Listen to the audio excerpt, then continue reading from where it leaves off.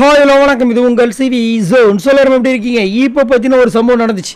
அதாவது ஜெஃப்ரி இந்த big pass வீட்டுக்குள்ளே ஒரு சூப்பரான ஒரு கண்டஸ்டண்ட்டாக வளம் வந்துட்டுருக்காரு. பட் இந்த வாரம் மட்டும் ஒரு பெரிய சம்பவத்தை பண்ணிவிட்டு வெயிட்டில் இருக்கார். என்ன ஆக போகுதுன்னு தெரியல. ஆனால் ஒரு தரமான ஒரு கண்டஸ்டன்ட், நிறைய நேரங்களில் சூப்பராக பேசியிருக்காரு. அது மட்டும் இல்லாமல் போன வாரம்லாம் பார்த்தீங்கன்னா ஓப்பனாக நிறைய விஷயங்கள் எடுத்து வச்சிருந்தார் மேடையில். சூப்பராக இருந்துச்சு. விஜய் சேதுபதி அவர்களுடைய எபிசோடில் என்னை கேட்டிங்கன்னா அன்றைக்கி முத்துக்குமாரோட இவர் தான் நல்லாவே பேசியிருந்தார். ஸோ அவர் தான் வந்து இந்த வாரம் வந்துட்டு பெஸ்ட் பெர்ஃபார்மன்ஸ் தான் வந்துட்டு இவரும் சாச்சனாவும் தேர்ந்தெடுக்கப்பட்டார்கள்.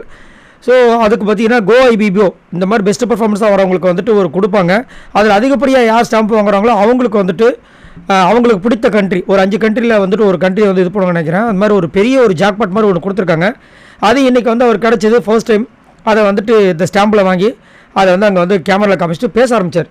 என்ன சொல்லியிருந்தாருன்னா ரொம்ப ஒரு டச்சபிளான விஷயத்தை சொல்லியிருந்தார். ஷாக்கிங்காக இருந்துச்சு. ஃபஸ்ட் வீக்கே வந்து வித்தவுட் நாமினேஷன் இல்லைனா செகண்ட் வீக் நாமினேஷனில் கண்டிப்பாக நான் வெளியே போயிருந்தேன் நினச்சிட்டு இருந்தேன் இது வரைக்கும். ஆனால் என்னோடய கான்ஃபிடென்ட்டை உடச்சி என்னை இவ்வளோ நாள் உட்கார வச்ச இந்த மக்களுக்கு நான் நன்றி சொல்கிறேன் அப்படின்ற மாதிரி அங்கே ஒரு நன்றி சொல்கிற ஸ்பீச் ஒன்று கொடுத்துருந்தாரு. அதுக்கப்புறம் வந்து உங்கள் எல்லாருக்கும் நன்றி சொல்லிட்டு அங்கே இருக்கிற கண்டிஷன்ஸ்லாம் கொடுத்துருந்தாரு. நான் நிறைய நேரங்களில் தப்பு பண்ணியிருக்கேன், அதை வந்து திருத்தி இது வரைக்கும் கூட்டு வந்திருக்கீங்க, ரொம்ப நன்றி சொல்லிட்டு சாச்சனாவில் சொல்லப்பல அன்ஷிதாவை சொன்னார்.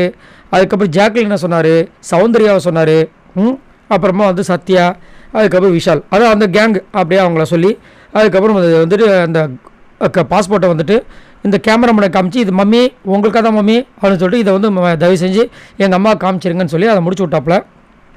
அது மட்டும் இல்லாமல் நம்மளும் அந்த முன்னாடி நினச்சிருப்போம். ஆக்சுவலாக எனக்கு தெரிஞ்சு ஒரு 3வது வாரம் வந்து அவர் வெளியே போகிற மாதிரி தான் இருந்துச்சு.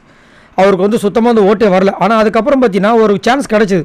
அதுக்கப்புறம் எல்லாத்துலேயுமே ப்ரூவ் பண்ணார். இது வரைக்கும் பார்த்தீங்கன்னா ஒரு ஃபிசிக்கல் ஒரு டாஸ்க்கு அப்படின்னாவே வந்து கண்டிப்பாக அதில் டாப் பிளேயராக யார் இருப்பார்னா கண்டிப்பாக ஜெஃப்ரி தான். அதேமாதிரி நிறைய நேரங்கள் ஓப்பன் அப் பண்ணுறாரு. பட் இந்த கோவா கேங் அப்படின்னு ஒரு வளையத்துக்குள்ளே மாட்டிகிட்டு இருக்காரு.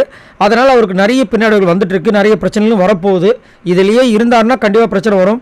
இல்லாமல் இருந்தால் அவருக்கு நல்லது. ஏன்னா இவரோட மண்டையை சௌந்தர்யாவும் ஜாக்லினும் கழுவுறாங்கன்ற மாதிரி ஒரு குற்றச்சாட்டும் போயிட்டுருக்கு.